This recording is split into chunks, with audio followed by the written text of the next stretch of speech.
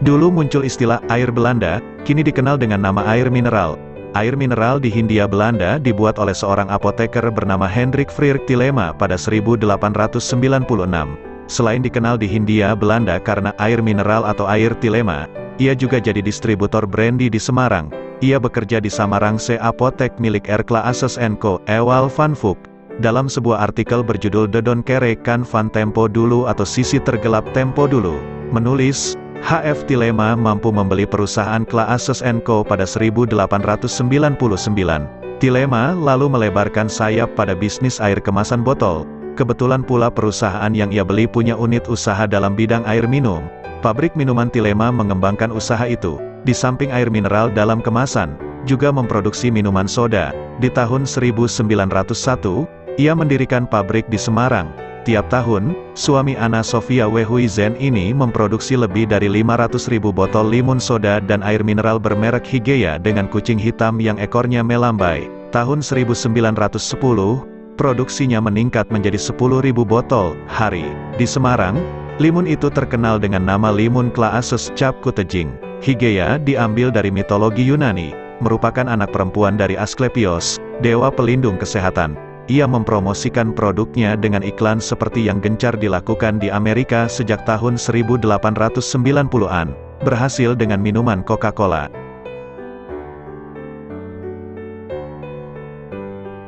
Tillema membagikan asbak yang bermerek minuman limunnya.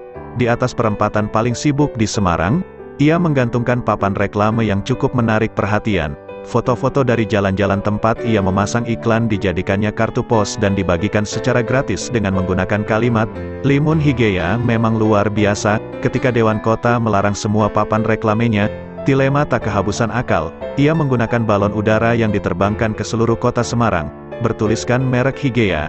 Dalam buku Outward Appearances, Trends, Identitas, Kepentingan, disebutkan, Tillema adalah orang pertama dalam sejarah Hindia yang menggunakan balon gas untuk mengiklankan produk-produknya. Tillema juga menggunakan foto-foto yang pada awal abad 20 merupakan sebuah medium. Ia membuat sebuah buku berisi foto-foto wajah kota Semarang. Di belakang bukunya ia memasang merek Higea dan di pinggirnya daftar harga anggur dan whisky. Setahun ia menghabiskan dana untuk reklame yang sangat besar, namun ia segera menikmati hasilnya. Dana besar yang ia keluarkan untuk reklamenya menjadi bahan pembicaraan sendiri. Ia berusaha membangun citra dirinya, Tillema, apoteker yang dapat dipercaya, dan bagi mereka yang percaya pada kemurnian, ia membuat brosur dengan foto-foto dirinya dalam berbagai pose yang memperlihatkan bagaimana cara terbaik menuang sebotol Higea. Foto-foto itu disertai teks, ajarilah para pembantu Anda bagaimana mereka harus menuang Higea sehingga tidak banyak air bersoda yang terbuang. Dalam buku, Penghibur, Masa Lalu dan Budaya Hidup Masa Kini Indonesia, menceritakan gaya hidup golongan priayi baru di abad 20 anggota Jong Java, Budi Utomo, atau Komite for Het Javans Nasionalisme, mengikuti kebiasaan Barat. Air Belanda itu menjadi gaya hidup baru para priayi Jawa.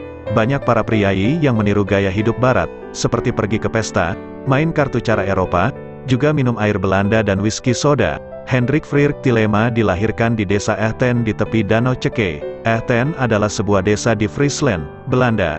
Ia lahir tanggal 5 Juli tahun 1870. Sike Tillema ayahnya adalah seorang kepala sekolah. Ketika Tillema berusia 7 tahun, ibunya meninggal. Ayahnya yang membesarkan seorang diri dan menjadi panutannya. Pada 1896 di usia 25 ia berangkat ke Hindia Timur. Di Semarang ia bekerja di Samarangse Apotek milik firma Erkla Asses & Co. Setelah tahun ketiga, ia diangkat menjadi rekanan di perusahaan itu. Pada tahun 1899 ia dapat membeli perusahaan itu. Ia tetap mempertahankan nama Kla Asses & Co. Dalam usia belum genap 30 ia menjadi satu-satunya pemilik dan pemimpin di perusahaan itu. Tillema sempat menjadi anggota dewan dan akhirnya kembali ke negeri Belanda. Tillema vokal dalam mengkritisi sikap pendudukan pemerintah Belanda. Setelah menetap di Belanda, ia beberapa kali kembali ke Indonesia dan sempat menulis beberapa buku seperti Kromo Belanda, Zonder Tropen, Gen Europa. Ia membuat pula film dokumenter di Kalimantan, sebelum akhirnya meninggal pada tahun 1952 di salah satu vilanya di Bloemendal, Belanda. Villa itu konon ia beri nama Semarang.